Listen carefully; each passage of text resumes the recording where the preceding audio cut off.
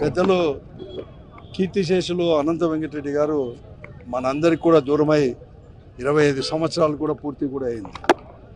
25 సంవత్సరాలైనా కూడా ఆయనను మనమందరూ కూడా మననం చేసుకుంటామంటే ఆయన యొక్క వ్యక్తిత్వం యొక్క కారణం అని కూడా చెప్పక తప్పదు. అంతేకాదు ఆ రోజు ఆయన రాజకీయాల్లో ఉన్నప్పుడు రాయలసీమలో ముఖ్యంగా అనంతపురం జిల్లాలో కూడా ఫ్యాక్షన్ పాలిటిక్స్ కూడా పెట్టింది పేరు కూడా. అటువంటి ఫ్యాక్షన్ పాలిటిక్స్ అనేది ఉన్న సుదీర్ఘ కాలము రాజకీయాల్లో కూడా ఉండినాను.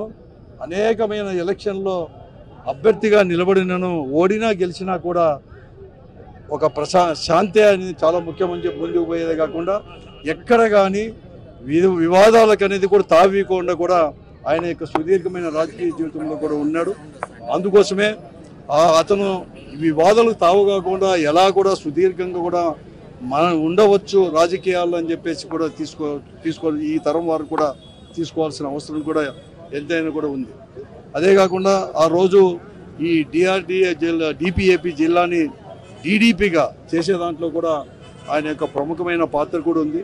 అదే కాకుండా ఆ రోజు వామపక్ష నాయకులు ఎంతోమంది పెద్దలు అందరూ కూడా ఈ రాయలసీమకు కృష్ణా జలాలు కావాలంటే ఆ పోరాటాల్లో కూడా భాగస్వామి కూడా అయిపోయి అనేకమైన పోరాటాలు కూడా చేయడం జరిగింది.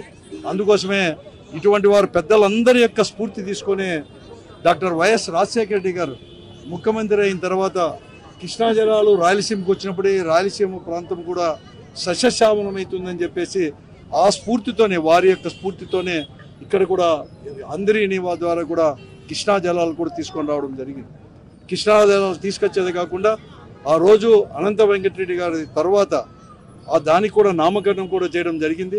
కానీ రాజకీయ కారణాల వలన కక్ష కారణాల వలన అది ఏదో అనంత వెంకటరెడ్డి గారు పేరు చెప్తేనే అందరి నీవు అంటే రాజశేఖర రెడ్డి గారు మతికొస్తారేమో అని చెప్పేసి పేరునైతే తొలగించారు. కానీ పేరును తొలగించేదే కాకుండా ఒక ప్రధానమైన లక్ష్యం ఈ రాయలసీమలో ఉండే కరువు ముఖ్యంగా తాగునీరు సాగునీరు అందించాలని చెప్పి లక్ష్యంతోనే పెద్దలందరూ కూడా సుదీర్ఘమైన పోరాటం చేశారు కృష్ణా జలాలని.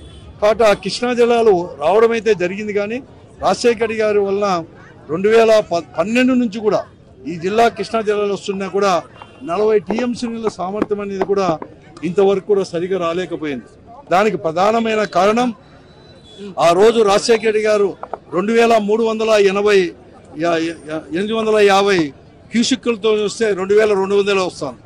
అందుకోసమే జగన్మోహన్ రెడ్డి గారు ముఖ్యమంత్రిగా ఉన్నప్పుడు మేమందరూ కూడా ఈ జిల్లాకు 21 వచ్చినప్పుడు ఏదైతే లక్ష్యంతో హంద్రీనివా తీసుకొని వచ్చేసామో ఆ లక్ష్యం అనేది కూడా కేవలం 100-120 రోజుల్లోనే 40 టీఎంసీలు సామర్థ్యంతో ఎత్తిపోయాలంటే దానికి 10,000 క్యూసిక్కులన్నా కూడా అవసరం అని చెప్పి అంటే వెంటనే 6,300 కూడా జీవో కూడా ఇవ్వడం జరిగింది.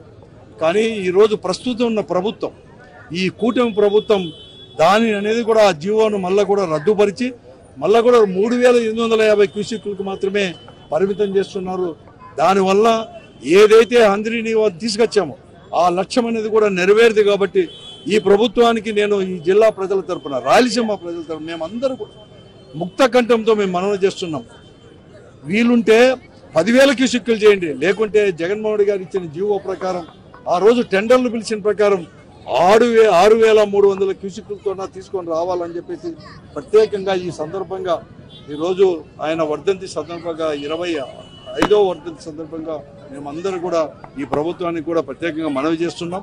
లేకుంటే మాత్రం అందరూ కలిసి కూడా ఆ రోజు పెద్దల యొక్క స్ఫూర్తితో మరొకమారు అది వెడల్పు చేసి ఆ స్ఫూర్తి ఏదైతే ఆ ఫలితమని కూడా ఈ ప్రజలకు ఈ రాయలసీమ ప్రజలకు అందించడానికి మేమందరూ కూడా కృషి చేస్తామని చెప్పేసి కూడా ఈ సందర్భంగా మేము